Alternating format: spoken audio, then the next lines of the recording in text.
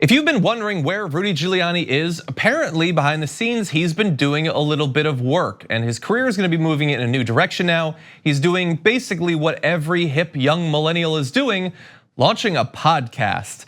Giuliani is considering re-entering the impeachment fray by launching a podcast to provide impeachment analysis. Giuliani was overheard discussing the plans with an unidentified woman while at a crowded New York City restaurant. I don't know for sure, but I'm assuming the unidentified woman will be his co-host, and so we can begin to speculate about who it might be. But anyway, joining us now to talk about this and other topics, campaign director for Media Matters, Jordan Newell. Welcome back to the show. John, thank you for having me. Great to have you here. So Giuliani's podcast, what do you think? Is it a potential winner? No, this is just like, a perfect example of how everybody who's connected to the Trump administration, the Trump family and the campaign is just looking to cash in new and different ways.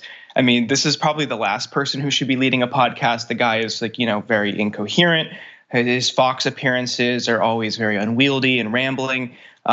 Sure, let's let this guy down in front of a mic for an hour and have him talk about one of the most important, pressing, and critical legal matters and very sensitive issues.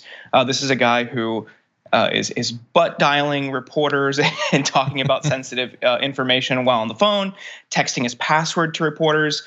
I honestly thought it was a joke when I saw this headline yesterday. I don't know about you, but I thought it was an Onion article. Yeah, well, apparently it is authentic. People at the restaurant had audio recordings of it happening or whatever, which that gets into a little bit. Don't audio record people, but I am interested to find out about it. Now, that does not mean that he's going to end up actually doing the podcast, but as you point out, it could well be about cashing in. We know from the butt dial that he needs money.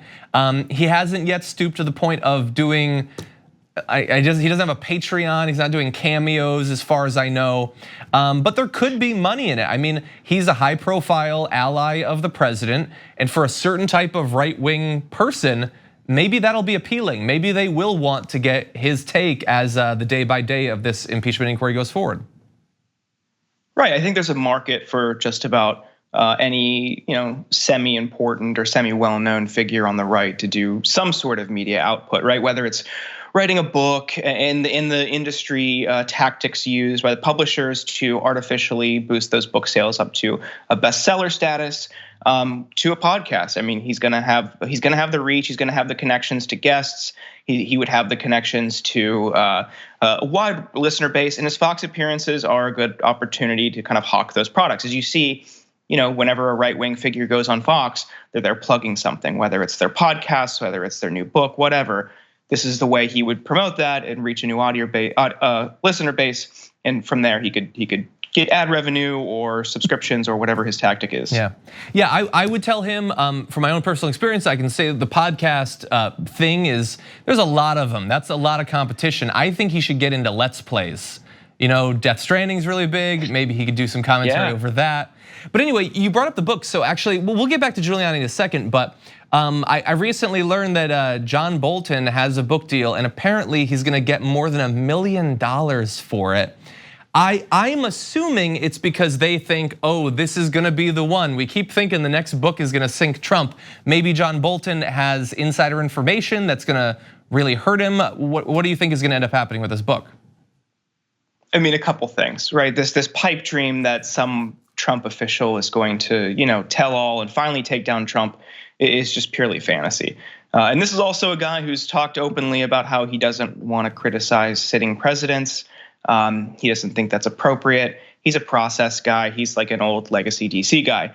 That's not going to happen. What they do is they'll put a few tantalizing details in these books, and then they'll use those to give in advance copies, and they'll put that in the press release about a week before these things drop to create buzz around it. If you remember the Fire and Fury, it was just basically like in all of these books that have come out from former White House officials, it's like it's a White House in disarray, it's chaotic, whatever. And that's their selling point. And we get nothing new, nothing really substantive. It's just, we all know that. If you just like look for 5 seconds, you could tell the White House is in complete disarray. So we're probably not going to get anything new. But it also highlights how willing people are to rehabilitate the image of absolute monsters. Yes. This is a guy who is just a complete warmonger and has been for years, has had his hands on deaths of hundreds of thousands of people around the world for years. And sure, let's give him a book deal. Let's welcome him back gracefully into society. Yeah. Look, he's well connected. That's one of the reasons you do this, is so that you can give speeches and do books. I find the idea of a person sitting down and reading the closing chapter of John Bolton's book to be impossible to conjure up. Like the idea that I know they'll sell them or whatever, but who's actually reading one of these books? Anyway, apparently it happens. One other thing about Giuliani, though, in that conversation about the podcast, which we'll wait and see if that launches. I'm assuming if it does, it'll be pretty soon. Giuliani was also mentioning 2 op-eds for major newspapers he was planning on publishing. The first of which would explain why Trump is unimpeachable, and the second offering an explanation of Giuliani's defense of his client, which I just love that you feel you need to do a write-up to explain what you've been trying to accomplish as you've defended the guy you work for. Amazing.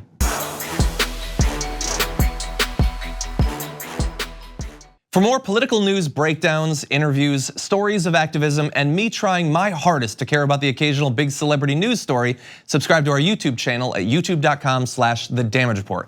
And you can ring the bell wherever it is so you don't miss anything.